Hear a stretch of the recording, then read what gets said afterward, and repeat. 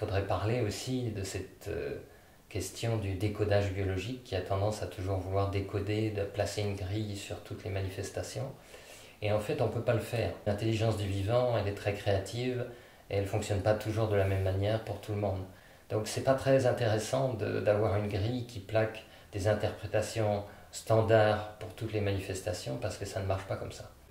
Le fonctionnement du système nerveux est assez intense, il est constant, il est omniprésent dans le corps. Le cerveau sait comment adoucir le fonctionnement du système nerveux de telle manière qu'on ne perçoive pas tout ce qui s'y passe. Mais je disais aussi que de temps en temps, ça ne se passe pas comme ça. On appelle ça un dysfonctionnement, mais c'est souvent aussi une autre réponse du système nerveux à ce que j'appelle l'émergence de l'âme, c'est-à-dire que quand certaines valeurs, certaines grandes qualités spirituelles tentent de s'incarner, de s'intégrer, certaines protections tombent ou s'écartent pendant un temps.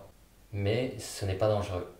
Donc c'est intéressant aussi de comprendre ça, que certaines intensités sont normales, simplement d'habitude on ne les ressent pas. Si on est attentif, c'est-à-dire si on est présent au corps avec une conscience qu'il ne nous veut pas de mal, qu'il est souvent dans un fonctionnement de réparation et de guérison, si on a cette conscience-là en étant attentif, on va mieux discerner ce qui s'y passe.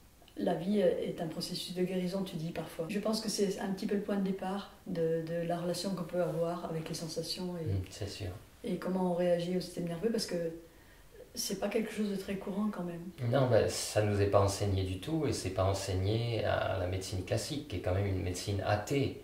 Cette tentative de contrôle des sensations, elle est fondée justement dans une méconnaissance des fonctionnements naturels du corps qui sont des fonctionnements de réparation, donc bienveillants. Il peut se passer d'autres choses, on peut subir des agressions, même de virus ou de choses comme ça, mais ça représente une si petite partie de la réalité de la vie de notre corps sur cette terre que c'est dommage de voir tout ce qui s'y passe comme un danger, comme une menace. Dans certaines périodes de ma vie, il y a des moments que je dirais être des moments clés, où il se passait vraiment quelque chose dans le système nerveux, des modifications qui venaient d'un appel à grandir, comme on en a plusieurs dans notre existence. Et dans ces moments-là, j'avais une douleur sous le pied, et toujours au même endroit. Et cette douleur, j'avais tendance à l'époque à l'identifier comme quelque chose qui venait du pied lui-même. Et j'ai vite réalisé que le sens premier, c'était vraiment cet appel à grandir. Ça n'avait rien à voir avec le pied. Soit je vais dans la médecine classique et on va essayer de me soigner avec un podologue, soit je vais en direction de la médecine alternative et on va m'indiquer que dans certaines connaissances traditionnelles, ce point particulier sous le pied correspond à un organe dans le corps qui doit être affaibli, donc il faut que je prenne 3 racines de gingembre, etc. et je vais aller mieux. Le troisième point, celui que j'amène, qui est le plus important parce que c'est le plus courant, c'est le fait que cette sensation n'est pas en rapport avec l'endroit où elle se trouve. L'appel à grandir, c'est une façon d'avoir une vision un peu plus holistique des phénomènes, c'est-à-dire, bien sûr, j'ai une douleur au pied, mais avant tout, il est en train de se passer quelque chose de particulier dans ma vie personnelle, dans mon existence, dans mon processus de guérison, dans mon chemin de vie. C'est ça le point important. C'est ça qui stimule les nerfs. L'émergence de l'âme, c'est cette sorte de pénétration de la nature profonde qui est infiniment souple et flexible à l'intérieur d'un système, le corps et le système nerveux, qui est beaucoup plus rigide, beaucoup plus figé dans ses fonctionnements. Et cette pénétration, cette émergence, crée un tiraillement qui stimule les nerfs plus ou moins fort selon les périodes de notre vie. C'est ce qui se passe fondamentalement. Qu'est-ce qui peut nous emmener chez le médecin? Quelqu'un tombe par terre et se fait mal au genou, par exemple. C'est intéressant d'avoir un diagnostic, une radio et de savoir dans quel état est le genou. Quand il y a une agression extérieure, en général, l'agression extérieure peut amener des déséquilibres. Il y a différentes façons de les soigner. Et ça ne coûte rien d'aller chercher un diagnostic parce que ça permet d'avoir un point de vue, un avis sur ce qui se passe. Un autre point que je trouvais intéressant dans notre discussion la dernière fois, c'était l'influence des médicaments sur le système nerveux. Je ne sais pas si beaucoup de gens le savent, non. franchement. Peu de gens savent comment fonctionnent les médicaments parce qu'ils s'en remettent à l'autorité médicale, qu'ils font confiance, et que les médecins n'ont pas le temps de tout détailler pour chacun de leurs patients et pour les accompagner pas à pas dans un processus, alors qu'à mon sens, ça devrait être fait. C'est presque un scandale, hein. Mais bon, on ne va pas s'étendre. La molécule chimique qui est créée dans un laboratoire, elle est souvent conçue pour pallier, remplacer un fonctionnement à l'intérieur du corps. L'exemple de la classe de médicaments qui s'appelle les psychotropes. Psychotropes, c'est des anxiolytiques, des antidépresseurs ou des neuroleptiques. Ils vont cibler des fonctionnements à l'intérieur du cerveau qui sont connus, c'est-à-dire que les neurones communiquent dans un espace entre eux. Il y a ce qu'on appelle des neurotransmetteurs, des molécules, on va dire simplement, qui envoient des signaux, des messages d'un neurone à l'autre. Et il y a deux types de messages principaux. Il y a ils appellent ça les inhibiteurs et les excitateurs.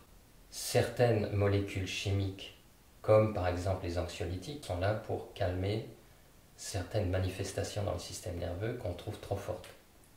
À l'inverse, ce qui va amener des excitations comme la sérotonine ou la dopamine, ce sont des sensations qui sont en rapport avec de l'excitation, du contentement, de la satisfaction dans le corps. À partir du moment où une molécule chimique vient remplacer la molécule naturelle, le neurotransmetteur naturel du cerveau, elle donne un message, cette molécule chimique dans le cerveau, elle dit « pousse-toi de là, c'est moi qui m'en occupe ». Le fonctionnement du système nerveux est intelligent et il régule à sa manière. Les médicaments chimiques ne font pas ça.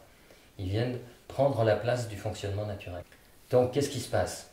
La molécule chimique vient et elle va, par exemple, dans le cas d'un anxiolytique, elle va stimuler un neurone à un certain niveau, pour faire simple, pour produire une substance chimique qui apaise, comme par exemple les ions de chlore dans le cas des anxiolytiques.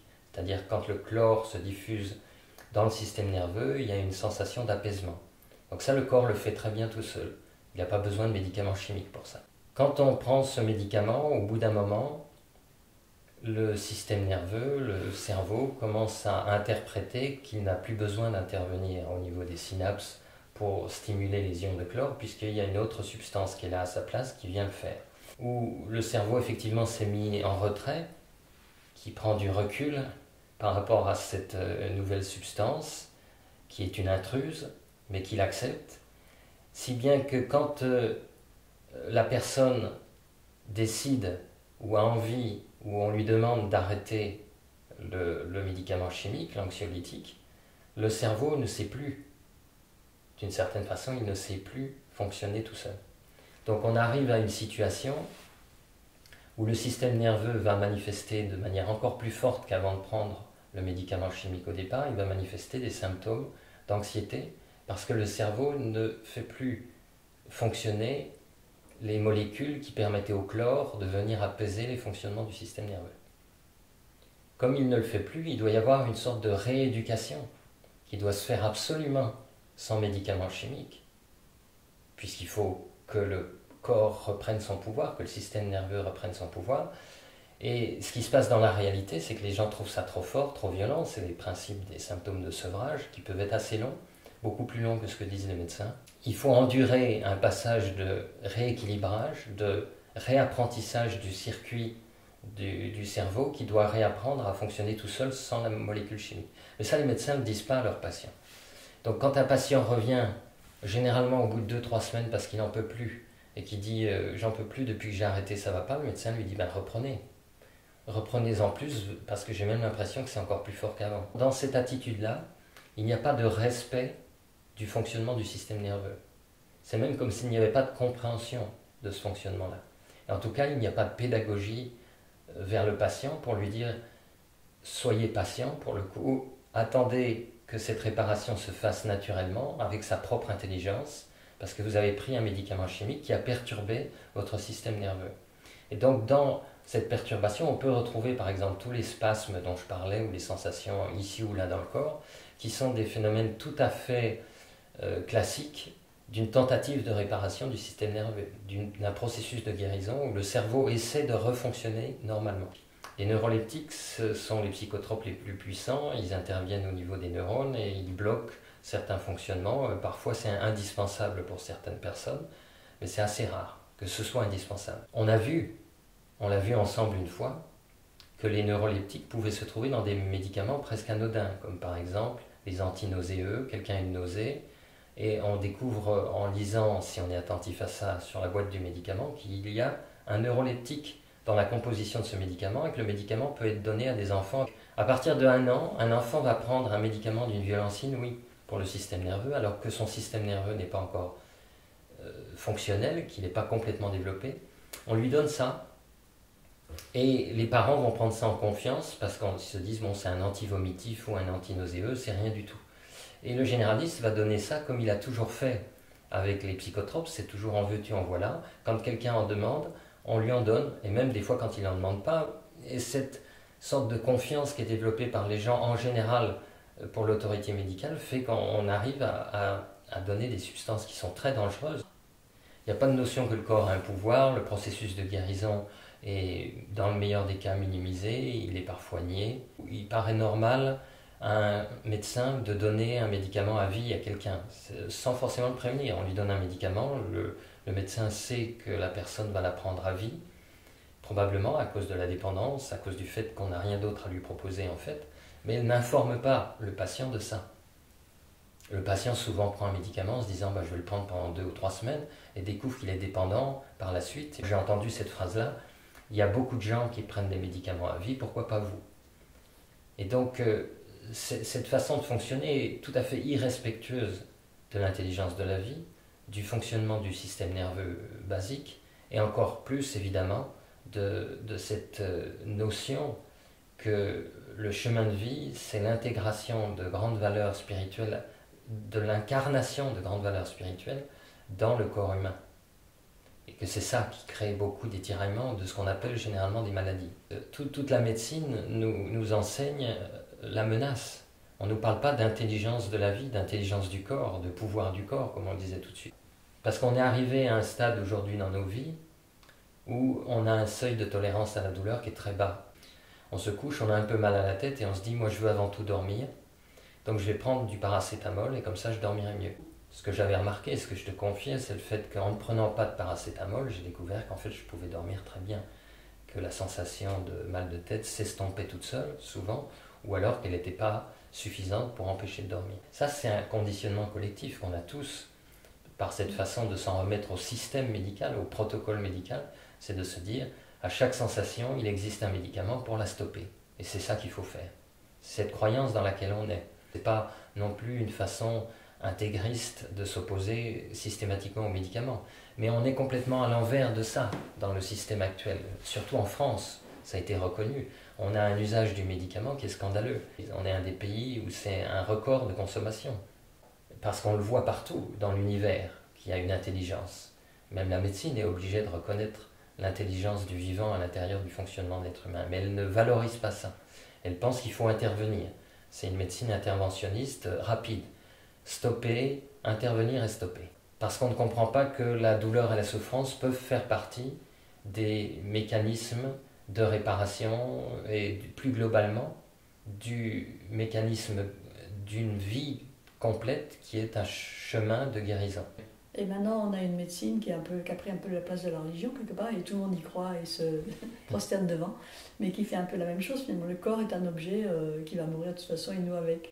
Il n'y a pas du tout cette vision d'une raison d'être. On est juste une sorte de machine où il faut essayer de stopper le plus possible les sensations désagréables et d'activer et d'animer le plus possible les sensations agréables. L'approche du développement personnel, c'est une approche qui, comme tu viens de le dire, est une approche de la culture du bien-être. C'est-à-dire que l'aboutissement, le sens de la vie, c'est de se sentir bien. Donc on est dans le fitness, entretien du corps, entretien de la mécanique du corps, etc. Le développement personnel, je le distingue de la spiritualité parce qu'il n'y a pas cette vision globale. C'est juste une façon, une sorte de création d'alternative à la médecine classique et chimique. Une alternative, mais c'est une alternative qui reprend les mêmes principes, les mêmes fondamentaux que les protocoles athées et matérialistes de la médecine et de notre société laïque, hein, par extension. Toutes les sensations que l'on a ne sont pas malveillantes. Et ça, c'est déjà un apaisement. C'est déjà un apaisement. C'est une façon de stimuler naturellement à l'intérieur du cerveau les ions de chlore, et tout de suite on se sent apaisé. Et on le fait soi-même, on n'a pas besoin d'une molécule chimique pour le faire. À l'intérieur de soi, on calme l'anxiété par le fait que on se rappelle, cette vie ne me veut pas de mal, même quand c'est intense. Le premier enseignement de la peur, c'est le fait qu'elle nous amène à faire des choix particuliers qu'on trouve à un moment ou à un autre pas justes. On peut laisser un petit peu de temps. On laisse passer la vague de la peur. Ça, c'est l'accompagnement. On laisse passer la vague de la peur, on la laisse être, on la laisse redescendre. Et on fait le choix à la redescente de la vague. On ne fait pas le choix au pic. Même si, au moment du pic, les signaux du système nerveux, les signaux d'alerte qu'on a générés parce qu'on s'est inquiété, ces signaux d'alerte semblent dire il faut faire quelque chose, il faut que j'intervienne, il faut que je stoppe ça. Donc il y a un enseignement qui nous ramène à l'intuition plutôt qu'à l'émotion. Quand on est au niveau de l'émotion, on va faire des choix précipités, des choix extrêmes. On va peut-être commencer à prendre un médicament sans réflexion autre qui va nous amener dans une dépendance et on va passer un certain nombre d'années dans un combat qui va être difficile à cause de ça. Ça vaut la peine de laisser redescendre la vague. La médecine classique semble, de son point de vue, répondre à la demande. Les gens demandent des médicaments, donc on leur donne. Ils ont même appelé ça la médecine compassionnelle. C'est par compassion que les médecins donnent des médicaments à des gens qui n'en ont pas forcément besoin. On n'arrête pas les médicaments comme on veut parce qu'ils ont un tel impact sur le système nerveux que ça a des conséquences. Mais il y a beaucoup de conséquences, par exemple, qui sont même très mal interprétées par les médecins. Quand quelqu'un prend un médicament psychotrope, il a souvent une molécule spécifique. Donc tous les anxiolytiques pour les personnes anxieuses sont dans la même catégorie, mais ce ne sont pas les mêmes molécules. Et pourtant, les médecins vont échanger une molécule pour une autre. Ils vont dire votre Xanax ne marche pas, on va vous donner du Valium à la place. Et comme si c'était la même chose. C'est vraiment extrêmement fréquent et c'est une faute grave. Parce que le système nerveux qui s'est habitué à la première molécule, quand il va passer à la seconde, il va y avoir une réaction de sevrage de la première molécule pour s'adapter à la seconde. Et ça, les médecins n'en parlent pas en général. Ce qui fait que ce passage d'une molécule à l'autre, soi-disant pour que ça se passe mieux, va se transformer en une consommation de plus en plus importante du second médicament, de la seconde molécule, parfois du passage à une troisième qui va créer un deuxième niveau de sevrage, parce que la sensation de sevrage, en plus de la sensation d'origine de l'anxiété, vont s'empiler les unes aux autres et que la douleur va être encore plus grande. Et tout ça provoqué par le fait qu'on ait donné déjà un premier médicament, puis un second, comme si on pouvait, comme s'ils étaient interchangeables. Quand on a une compréhension du fonctionnement chimique naturel du système nerveux et du fonctionnement chimique qui n'est pas naturel, celui des médicaments, quand on comprend que la chimie ne peut pas être remplacée dans le cerveau, une chimie naturelle ne devrait pas être remplacée par une chimie qui est de synthèse, et de la même manière, une chimie de synthèse ne devrait pas être remplacée par une autre molécule qui semble être la même mais qui n'est pas la même, on aggrave toutes les situations avec le principe du médicament. Il y a des pharmacologues en général anglo-saxons qui ont étudié très très bien cette question du remplacement des médicaments, de ce qui se passe, des symptômes de sevrage, de la durée des symptômes de sevrage qui sont toujours plus longs que ce que donne la médecine classique. Le mécanisme de réparation du système nerveux est lent. On en parlait dans la première vidéo, c'est toujours plus lent que ce qu'on nous dit. Quand vous allez voir un généraliste et qu'au bout de 15 jours, vous avez toujours les mêmes symptômes, pour eux, 15 jours, c'est trop long. Et parfois, il faut des années pour certaines réparations. Des années. Alors quand on est en contact avec un médecin qui fonctionne par tranche de 15 jours alors qu'il faudra 2 ans, on est en décalage complet avec l'attention qu'on devrait apporter à la réparation du système nerveux. Tu parlais de l'histoire de la demi-vie aussi, je ne sais pas si tu voulais. Oui, c'est pareil. Voilà, le principe de la demi-vie, c'est que la demi-vie, c'est le moment où la concentration du médicament arrive à 50%. La moitié du médicament a disparu du sang. Et en général, ça correspond plus ou moins, ça dépend des personnes, mais ça correspond plus ou moins à la durée d'efficacité d'un médicament. Donc vous prenez un médicament chimique, on ne vous donnera jamais l'information sur la demi-vie, mais ça existe. C'est-à-dire que dans l'exemple que je donnais tout à l'heure, dans les psychotropes, il y en a certains qui ont une demi-vie de 4 heures, c'est-à-dire qu'en 4 heures, le médicament a perdu la moitié de sa force, donc on considère qu'à ce moment-là, il n'a plus d'efficacité. Mais il y en a un qui fait 4 heures, mais il y en a un autre qui fait 24 heures. Voilà encore un échange. Si on ne prend pas en compte la demi-vie, on dit vous allez prendre ce médicament A, et après on lui dit vous prenez le B, mais on passe d'un médicament qui durait 24 heures à un qui dure 4 heures. Donc le système nerveux qui s'est habitué à une durée de 24 heures, qui est extrêmement longue d'ailleurs au passage de l'effet, et qui passe à 4 heures, vit 20 heures de symptômes de sevrage sans que personne ne lui indique que ce qu'elle vit, c'est des symptômes de sevrage parce qu'elle est en train de se déshabituer du premier médicament. Si le médecin lui disait c'est un symptôme de sevrage, la personne pourrait peut-être être plus patiente, accepter que le corps reprenne son pouvoir et se nettoie du fonctionnement du médicament. Mais on ne lui dit pas ça. On lui dit à ce moment-là, prenez-en plus. Ce qui ne fera rien puisque ça ne change pas la durée, la demi-vie du médicament. C'est des principes qui sont connus dans les laboratoires pharmaceutiques, qui sont connus dans l'enseignement qui est donné aux médecins, qui est connu par les pharmaciens, mais les patients ne le connaissent pas. Et on dirait que même les médecins l'oublient parce que le plus souvent, on ne prend pas en compte ces réalités. Est-ce que tu dirais que cette omniprésence du médicament dans la vie, en particulier des Français, donc, elle a le pouvoir de retarder l'émergence de l'âme? Je ne sais pas ce qui aurait le pouvoir de retarder l'émergence de l'âme. Je pense qu'on peut arriver à des niveaux d'agression du système nerveux par des molécules chimiques en particulier, qui seraient suffisants pour freiner, oui.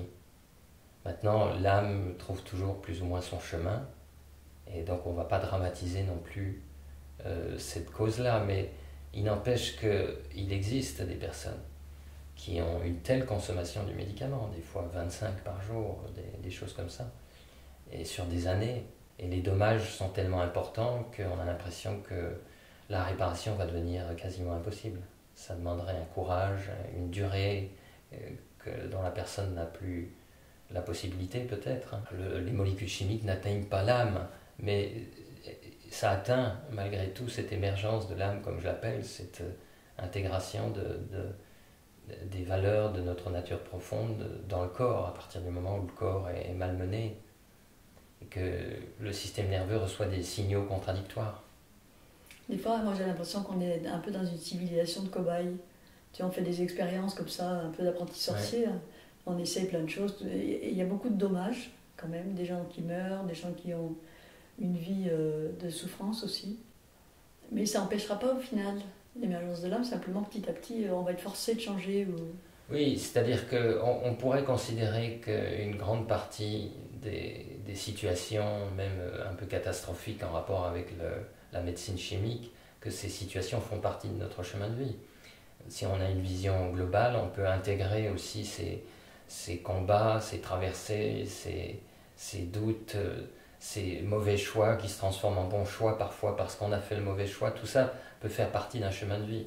Simplement, la façon dont on en parle, qui est un peu particulière dans notre dialogue, c'est une façon d'inviter à une forme d'attention bienveillante, aimante, respectueuse du système nerveux qui n'existe pas dans notre système, et d'une part, et de faire attention autant que possible, parce que ça c'est une partie de ce respect, de faire attention autant que possible à ne vraiment pas abuser de la médecine chimique. Avoir une sorte de confiance aveugle dans la chimiothérapie, parce que tout est chimiothérapie, hein, dans le sens premier du terme, parce que ce n'est pas une baguette magique, qu'il y a un accompagnement beaucoup plus subtil, qui demande un peu plus de connaissances, d'attention, et il faudrait développer cette connaissance et cette attention, mais cet accompagnement subtil, il est absent de ce qu'on nous transmet dans la médecine classique, et il faut l'apprendre en général dans des démarches spirituelles authentiques qui nous ramènent à une conscience du sens de notre vie et du fonctionnement du corps humain à l'intérieur de ça. On a toujours, malgré nous, quelque part, la tendance à penser que le corps n'a pas beaucoup d'importance. De toute façon, un jour on va mourir, on n'aura plus de corps. Ça dépend pour qui. On est quand même dans une civilisation où le corps a pris beaucoup de place, donc ça dépend de qui parle. Voilà, alors peut-être que ça aussi, ça joue, tu vois, ça fait partie d'un nouveau pas de l'humanité, de prendre cette conscience-là, que le corps a une importance. Le corps a une importance, mais actuellement, l'importance qu'on donne au corps, c'est l'importance qu'on donnerait à une mécanique, la mécanique d'un robot. Donc on se disait avant, je ne m'occupais pas de mon robot, et maintenant je vais essayer de réparer mon robot en mettant un petit peu d'huile chimique ici, en réparant un boulon par là. C'est pas encore la bonne vision du corps. L'entretien du corps, aujourd'hui, c'est encore beaucoup le fitness. Quand on va dans une salle de sport, on voit des gens qui essaient de développer leurs muscles, qui essaient d'avoir une bonne apparence, d'être aimés. C'est pas du tout le sens que je donne à l'attention ou la bienveillance sur le corps. On peut faire ça si on veut, si on a envie de se distraire de cette façon, mais ça n'a rien à voir avec une approche spirituelle, où le fonctionnement du système nerveux vient prendre une place particulière avec des signaux particuliers qu'il faut apprendre à reconnaître. Donc il faudrait d'abord apprendre à être attentif à ses émotions, mais aussi aux signaux du corps. Il y a une part de connaissance qui appartiendrait à la strate mentale, mais il y a aussi une part qui relève de l'intuition. C'est-à-dire que l'âme fait un travail d'émergence, elle manifeste des choses dans le corps, et je ne peux pas les interpréter mentalement. Je peux juste soit faire confiance au processus parce que je ressens intuitivement qu'il y a quelque chose à l'œuvre, soit vouloir y mettre fin parce que je ne peux pas le supporter, mais je ne peux jamais être sûr de le comprendre en fait. Et la démarche de contrôle, c'est une démarche qui veut toujours tout savoir pour pouvoir tout contrôler. Et donc on est formaté comme ça, on le retrouve souvent. À un moment donné, on veut comprendre ce qui nous arrive, mais il y a une grande part, et ça c'est ce que l'intuition nous dit aussi, il y a une grande part des symptômes, des événements même de nos vies, qu'on ne comprendra pas forcément de façon explicite, de façon intellectuelle. On ne comprendra pas forcément la place de cet événement ou de ce symptôme dans notre chemin de vie, et pourtant il aura son propre sens. Donc on est obligé de lâcher cette habitude de contrôle. Alors que dans l'idée d'un décodage biologique ou du développement personnel en général, il y a toujours une forme de volonté de contrôle du système, jusqu'à développer même des théories extrêmes comme l'idée de contrôler les lois de l'univers, etc. C'est que le système nerveux, moins on le contrôle, mieux il travaille. Même avec des symptômes relativement forts, sentir mieux sans médicaments chimiques. La chimie vient souvent compliquer les processus de réparation.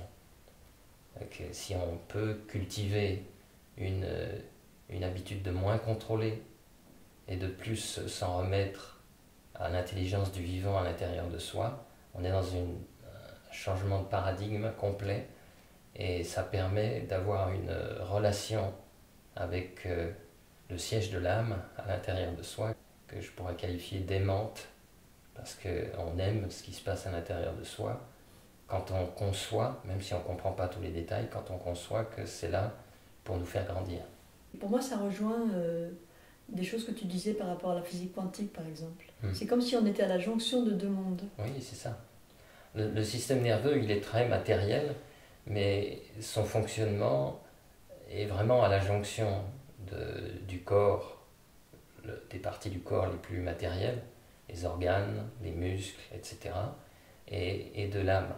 Donc il y a une jonction qui reste matérielle, mais même l'influx nerveux, qui est un influx électrique, est déjà moins matériel que par exemple le sang qui circule à l'intérieur des vaisseaux.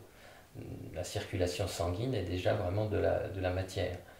Les signaux électriques, qu'on appelle électriques, moi j'appellerais bien autrement, mais les signaux lumineux qui circulent à l'intérieur du système nerveux ne sont pas des signaux véritablement matériels. Donc on voit qu'on est dans une jonction avec cette réalité-là. Il y a un mariage de la matière avec l'âme qui est particulier et qui n'existe pas toujours dans les mêmes proportions chez tous les êtres humains. Et donc les bouleversements à l'intérieur de l'être humain sont en rapport avec cette proportion de la place que prend l'âme dans le système nerveux. Et donc les symptômes, les sensations, les maladies, entre guillemets, ne seront pas les mêmes pour quelqu'un qui est dans un processus spirituel de cette façon, et pour quelqu'un qui n'est pas du tout dans un processus et qui a une relation beaucoup plus mécanique, chimique avec son corps. Comment les informations de l'âme passent dans le physique? Si on regarde les choses à un niveau qui est moins grossier, si je dis plus siège de l'âme, mais si je dis tout est l'âme qui s'incarne, en réalité le système nerveux est dans cette vision-là. Ultimement, dans la vision spirituelle ultime, quand tu vois les choses telles qu'elles sont, tu vois que l'âme s'est en quelque sorte solidifiée sous la forme d'un système nerveux pour exister en tant qu'incarnation. Donc il n'y a pas de rupture entre l'âme et le système nerveux, donc l'information, d'une certaine façon, ne peut que circuler. C'est juste que dans le jeu de l'incarnation, le jeu du personnage social qui prend la place de l'âme aux commandes, qui fait des choix différents, qui décide en apparence, dans ce jeu-là, il y a des obstacles qui sont placés. Parce qu'on perd de vue le chemin de vie en tant que personnage social, on n'a plus la conscience spirituelle, qui donne l'impression à ce moment-là qu'on fait obstacle à cette émergence de l'âme. Et c'est vrai en partie. Et par exemple, l'usage du médicament chimique est en partie une cause de retard de la croissance spirituelle. Mais c'est un grand jeu, parce que dans le fond, l'âme sait ce qu'elle fait avec son système nerveux. Il faut comprendre que le développement total du système nerveux, c'est l'émergence de l'âme. C'est le fait que l'âme puisse se manifester dans le corps. Ça, ce serait le potentiel à 100%. On n'imagine pas ce que ça pourrait donner, mais ça donnerait quelque chose qui est différent du fonctionnement des 10% du personnage social. Donc le système nerveux peut même évoluer dans sa structure. On parle des circuits d'apprentissage, c'est le premier niveau de développement du système nerveux, c'est d'avoir de nouveaux circuits d'apprentissage. Mais ça peut aller beaucoup plus loin. Est-ce que tu pourrais dire par exemple que toutes ces expériences un petit peu douloureuses qu'on peut faire à travers justement la chimie ou tout ce qu'on essaye et qui finalement fait un obstacle au processus physique, est-ce qu'on peut imaginer que peut-être ça fait aussi partie du développement du cerveau? Quand on regarde les choses sur une échelle un petit peu plus grande, pas juste l'expérience ponctuelle d'un être humain à un moment donné qui subit un médicament chimique ou même dans sa vie, on voit que de toute façon les processus globaux sont des processus de croissance, même à travers les catastrophes apparentes, même à travers les agressions. Donc il y a une mutation humaine qui est en cours, qui prend en compte aussi les agressions. Donc il y a un apprentissage aussi dans le fait de se tromper, mais c'est aussi un apprentissage qui est très global. C'est-à-dire que la personne qui aura endommagé son système nerveux restera forcément dans sa vie avec un système nerveux endommagé, probablement je veux dire. Alors que même si cette intervention de la chimie dans son corps peut servir un plan plus global, plus cosmique, où finalement il va y avoir aussi des ajustements qui vont se faire dans le système nerveux à cause de ces agressions. Ça, c'est un des mystères de la vie. La perspective de la mutation humaine, c'est une perspective qui ouvre des portes dont je ne connais pas toute l'ampleur. La plupart du temps, le corps humain sait ce qu'il fait. Et on perd de plus en plus ce regard-là, alors même qu'il y a de plus en plus de gens qui, en parallèle, essayent de retrouver le sens de ce fonctionnement. Individuellement, c'est difficile même de sortir de cette conscience collective par rapport à la mort et à la souffrance, parce que c'est tellement dominant qu'on a du mal à faire ce que moi j'appelle une percée à l'intérieur d'un système. Une percée, ce serait sortir de la chape et puis commencer à voir le jour, sortir la tête de l'eau, comme on dit.